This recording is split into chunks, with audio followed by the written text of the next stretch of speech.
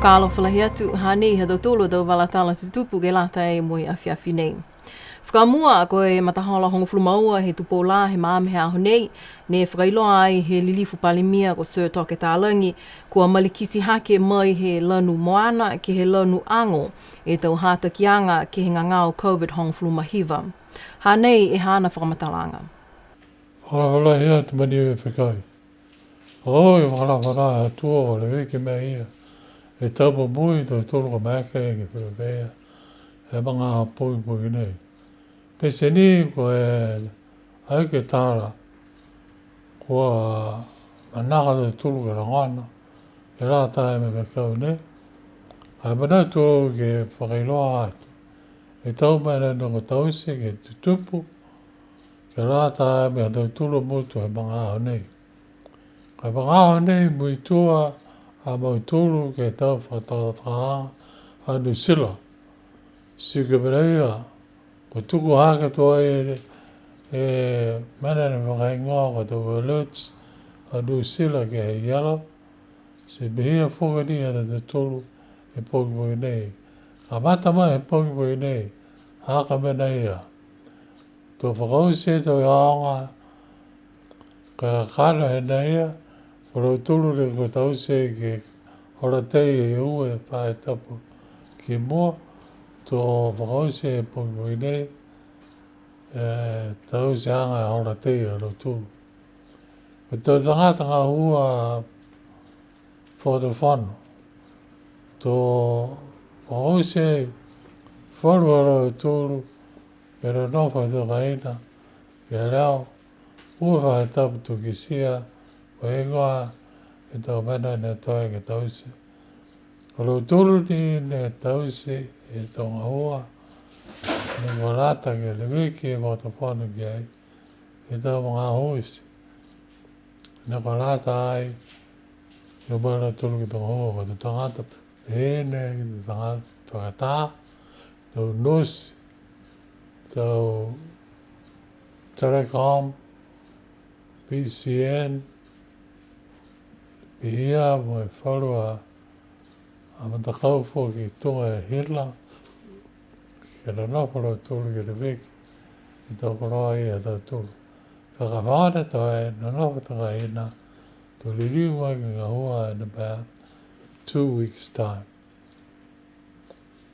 Koe whakataka nei, ke rātai me tau tolu a tau, ngā hua ke le weki a ke mutu a tau tolu. Si tunga ia, wa aite whakahoko e whana ke pule, wa aite whakahoko e koko support. Whana ni e ngā banata e mwanei, whakanga e tau emails, a koe a mauturu a tau seanga i e ke rātai. Mea tau tolu, a tau le me ke anga he mutu. Mena ia ma tau niwe, whamaroro, whakahau kau mai, ma le wiki mai e mutu ta tau tolu. Ua whakaseanga, ua whakale, pera noho, whakamui ke tongi, ko tongi ia hai, ko tongi na tau tolu, kia tau tolu ni, sega mena ia. Mana tō ke aole atu ki au tolu, kau whakarataha mai mi whakatawhanu. Kau whakarataha mai a tau tolu o roa. E tau se e whakau nei, e mga aho nei, a tu moa e ta tolu e ta mga aho i mua. Ai nani roa ia koe, e moa a whē i tunu ia, ka eke wa hoka mga aho. Tō whakaliu o whakailoa atu, ki au tolu. E tō ai mua. Ko e nei ia, whaoe mai hea tua, a tau tolu osi. E rā tae mai a tau tolu tau seanga, e pongi nei. Ko e nei ia. Ka nāka i katoa osi e whakamatalanga he palemia, ke he hana whakamatalanga, ne whakapulo ai ke he leo taongo niwe, moi TV niwe, ke he māme aho nei. Hane e whalo tau mana ne nāka i hai loto ke he hana whakamatalanga ia. Kua pā e tau aonga ne ua mo e ka māta tuai e tau okioki he tau aonga. ke nonofua e tau whanau ke he tau kaina. Ko lau tōle tau tangata kua lata ke nonofu ke he tau kaina mo nā kai maeke ke o viko whakahanoa, tō whakangahua ai he whakatuwhono e tau whakahala ke lata mo lau tau luia kua liuliu ke he tau hata kianga. Pehe fō ke palimia hane whae whakatutala mo e whulau wakalele ko Air New Zealand ke he tau whakatokaanga ke he tau wakalele kai maua ngaia e tau wakalele ke lele mai ke he motu ke tau mga honei. Whakamawhana ia ke tau tangata he motu ke oa tupe ke he tau koloa, maua ngaia ni e tau tonga lau koloa ke he hoko mai ke he motu. Hane whae ngahua ki ai e whahe malolo sino ke moua ai e whalo tau koloa ke lata ai mo tau sivianga he ngangau nei koe COVID hongfulu mahiwa, kai mua atu ke mau ngai e tau vai mo tau singa vai ke whahe malolo sino. Koe tau tangata ngahua whakatuwhono kua whakata ai ke nonofu ke tau kaina ke he ua e tau whahe tapu. Pehe fō ke palimia tō whakakise noa mo e nākai whaitotongi e tau whakaholoanga he TV Niue, Channel Taha, mo i BBC ke lata ia mo mahina fō. Ko ilo ai kua whitani e whakatuwhono nha New Zealand he whakakise tau manako ke langomata e whakatuwhono Niue ke tau mga honei mo e tō ngahua uloa e tau whakatuwhono Niua. Koe aho tuloto he whahitau pukamole ne talia ai he kapeneta ke whakangahua e matakau ko misi mai tau le kua tupu whakaonfo ke lata ia mo e tau whakatokanga ngahua ke he Niue Emergency Response Plan ke lata mo e ngangau COVID hongfulu mahiwa. Pehe ai e tohi kupu he whakatuwhono ko Peleni Tālangi kua haha ki loto he ko misi mai tau le kua tupu whakaonfo nei e whahinga hua malolo sino. Ko e matapatu ngahua ki he whakaholoanga nei ke pui e tau momoi tangata e he motu mai he ngangau pikisia nei. Tōlu la e veveheanga kua lata ke mailonga, ko e veveheanga whakamua ke mautali nā kai la hoko mai ia e ngangau ke motu.